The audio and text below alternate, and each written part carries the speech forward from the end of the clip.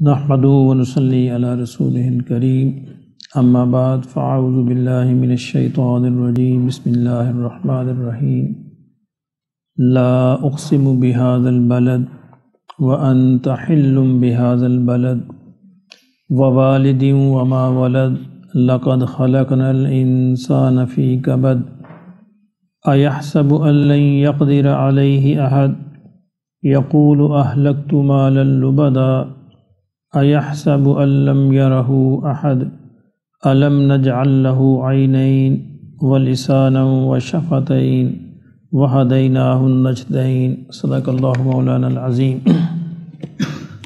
سورہ البلد بھی مکہ مکرمہ میں نازل ہوئی۔ اس کا آغاز حرف لا سے ہوتا ہے، اس کا مطلب ہے نہیں۔ کس بات پہ نہیں؟ یعنی کوئی بات ہے جس کی نفی کی جا رہی ہے، اس نفی کرنے کے بعد پھر آگے قسم کھا کر بات کو بیان کیا جا رہا ہے۔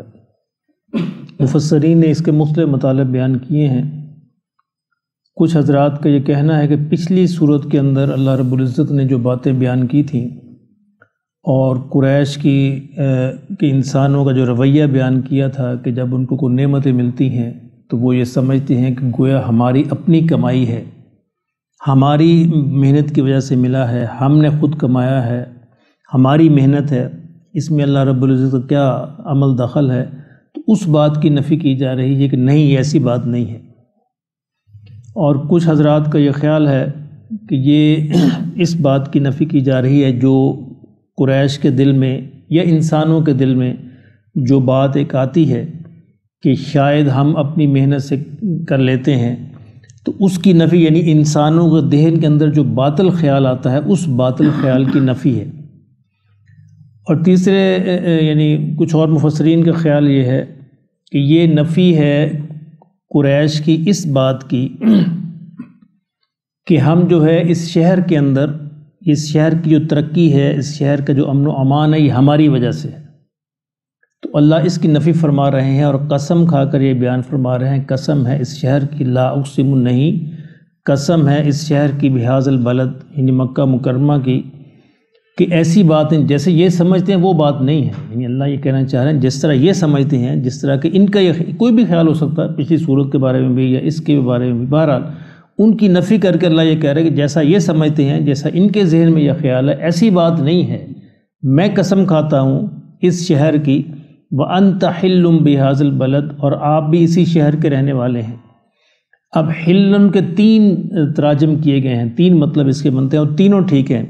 حل کا ایک مطلب ہوتا ہے کسی شہر میں رہنا، کسی شہر میں اترنا، کسی شہر میں قیام کرنا، اور دوسرا مطلب ہوتا ہے حلال ہونا، لفظ حلال سے بھی اس کا مادہ بنتا ہے۔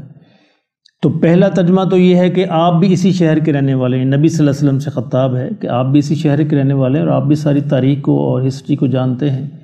اور دوسرا ترجمہ یہ ہے کہ نبی صلی اللہ علیہ وسلم کو یہ بتایا گیا ہے کہ یہ شہر کچھ عرصے کے لیے آپ پر حلال کر دیا جائے گا، یعنی فتح مکہ کے موقع پر، یعنی اس موقع پر اگر آپ جنگ بھی کرنا چاہیں، قتل و غارت بھی کرنا چاہیں تو آپ کے لیے حلال ہوگا۔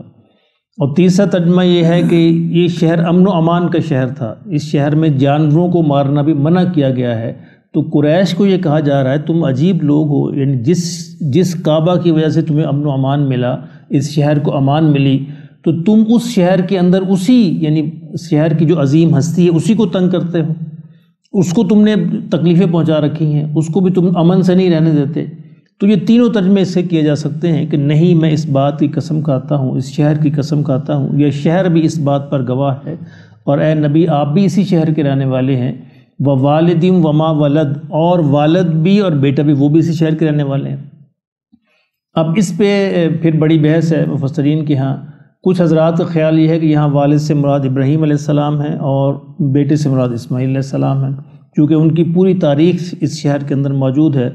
اور کچھ حضرات کا خیال یہ ہے کہ چونکہ آگے انسان کا بیان آ رہا ہے تو انسان کے حوالے سے یہ آدم علیہ السلام ہے، آدم علیہ السلام اور ان کی پھر پوری اولاد، ولد سے مراد ان کی پوری اولاد، کوئی خاص بیٹا نہیں ہے، ان کی بلکہ پوری نسل جو ہے، نسل آدم، یہ اس سے مراد ہے۔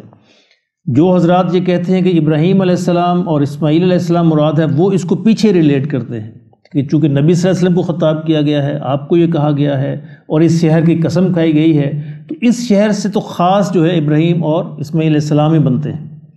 دوسرے حضرات اس کو آگے ریلیٹ کرتے ہیں انسان کے ساتھ، کہ اللہ نے پھر آگے انسان کی کیفیت بیان کی ہے، اور انسان سے مراد نسل انسانیت ہے، نہ کہ کوئی خاص انسان۔ تو اس لیے یہاں آدم علیہ السلام مراد ہیں، اور آدم علیہ السلام کی پوری نسل مراد ہے۔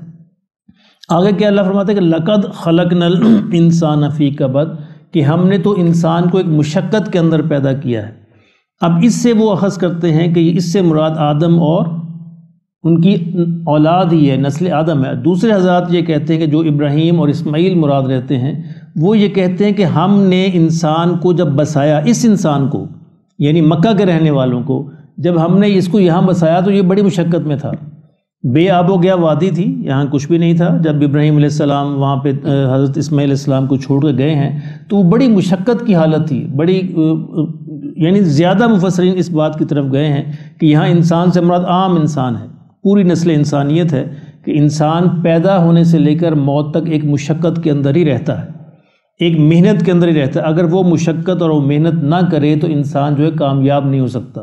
یعنی خود اس کی پیدائش کا عمل ایک بامشقت عمل ہے، پھر اس کا بچپن ایک مشقت والا عمل ہے، پھر اس کا لڑکپن ایک مشقت والا عمل ہے، اس کو کسی کی مدد کی ضرورت ہوتی ہے، وہ خود اپنے سہارے زندگی گزار نہیں سکتا۔ اس کے بعد جب وہ خود جوان ہوتا ہے، بڑا ہوتا ہے، تو پھر وہ اپنی مشقت کے اندر پڑ جاتا ہے، یعنی اس کا پڑھنا اور اس کا مال کمانا، اس کا محنت کرنا، مشقت کرنا، اور بڑھاپے کی اپنی مشقت ہے۔ جب بڑھاپے کے اندر ہوتا ہے پھر اپنی نئی مشقت شروع ہو جاتی ہے، اور موت تک یہ مشقت چلتی رہتی۔ اب ان حضرات کے خیال میں یہ ایک عام بات ہے جو ہر انسان کے ساتھ متعلق ہے، اس لیے یہ ساری نسل انسانیت سے ریلیٹ کرتی ہے کہ انسان کو ہم نے مشقت کے اندر پیدا کیا۔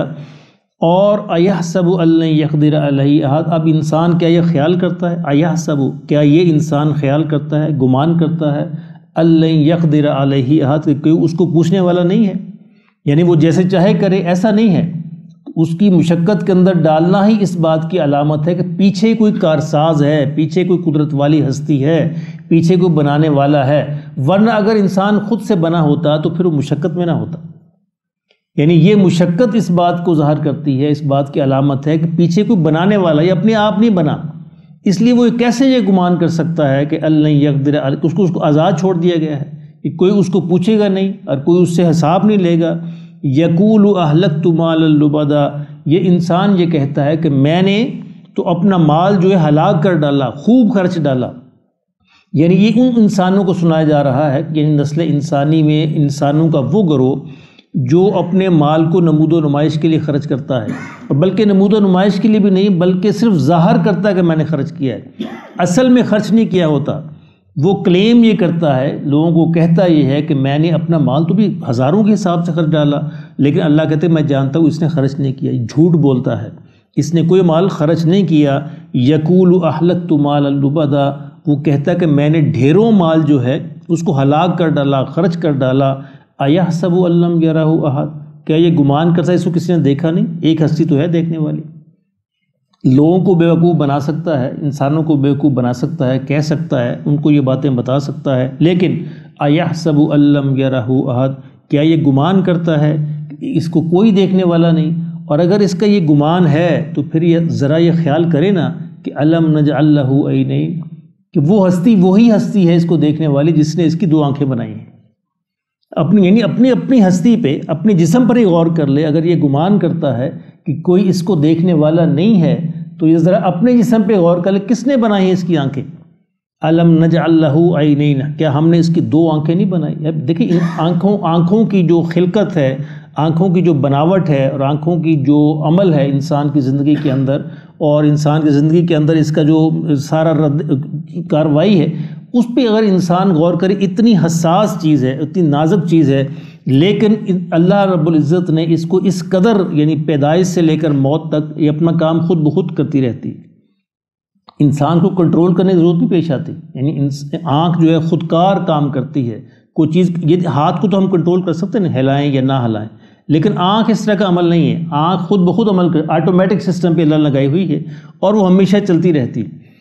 ایک بیماری ہے جس میں انسان کے یہ جو پلکیں ہیں، اس کے اعضاء جو ہے، اس کے مسلز کام چھوڑ دیتے ہیں ان پلکوں۔ اب دیکھ بڑی ریئر بیماری، اللہ پاک صاحب کو محفوظ فرمائے، پلکوں کے مسلز کام چھوڑ دیتے ہیں، اب پلکیں اپنے خود بخود اوپر اٹھ نہیں سکتے، اور خود بخود بند نہیں ہو سکتی. اب اس انسان کو دیکھنے کے لیے ہاتھ سے پکڑوں کو اوپر اٹھانا پڑتا ہے. اللہ اکبر. یعنی کتنی بڑی نعمت ہے اگر انسان غور کرے. یعنی صرف 2 پلکوں کا ہونا اور اپنے آپ ان کا اوپر اور نیچے ہونا اتنی بڑی نعمت ہے کہ اللہ کا شکر ہم ادا نہیں کر سکتے. یعنی وہ لوگ جن کی یہ مسلس کام نہیں کرتے، وہ پلکیں گری رہتی ہیں نیچے، اوپر نہیں اٹھ سکتی. دیکھنے کے لیے ان کو پلکوں اوپر اٹھانا پڑتا، پھر بند ہو جاتا ہے. وہ نہیں، اس کے لیے ہاتھوں سے اوپر اٹھا کے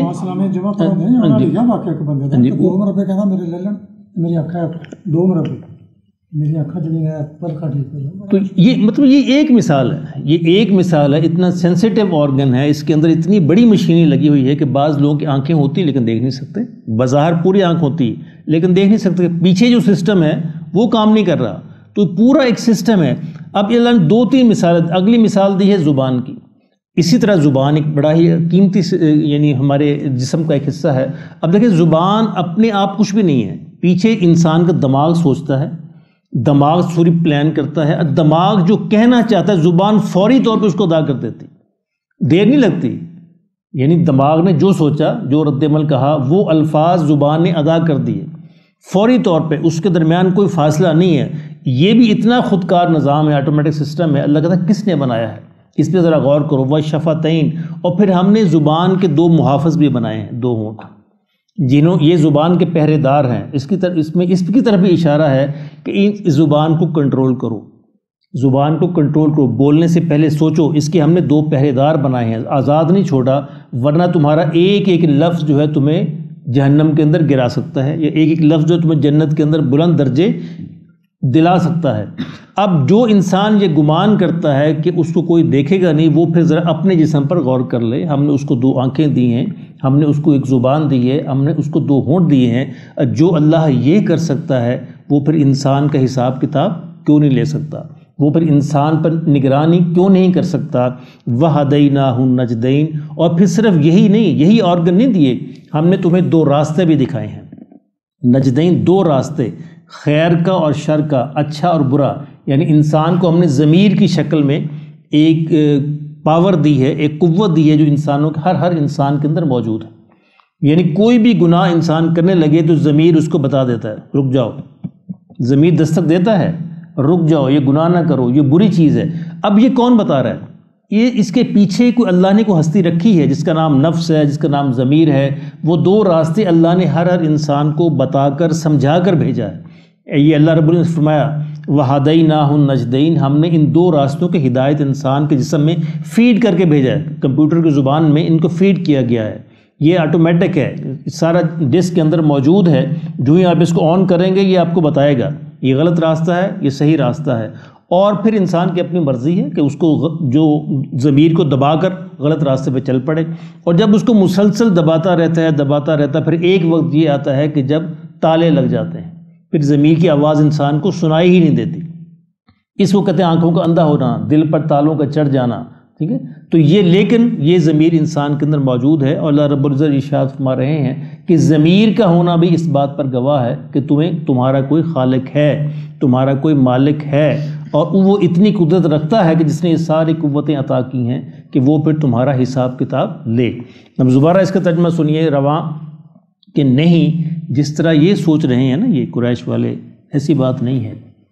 میں یہ قسم کھا کر کہتا ہوں اس شہر کی، اور اے میرے محبوب آپ بھی تو اسی شہر کے رہنے والے ہیں، اور آپ بھی تو ساری بات کو جانتے ہیں، اور آپ کے جو جد امجد ہیں ابراہیم اور اسماعیل وہ بھی ساری بات جانتے ہیں کہ جب ہم نے یہ شہر بسایا تھا تو یہاں پہ یہ بڑی مشقت کے اندر تھے، لیکن پھر ان کی دعا کی برکت سے ہم نے ان کو امن و امان دے دیا. ابراہیم نے دعا کی تھی نا، ہم نے ان کو امن و امان دے دیا اور وافر رزق ادا کر دیا.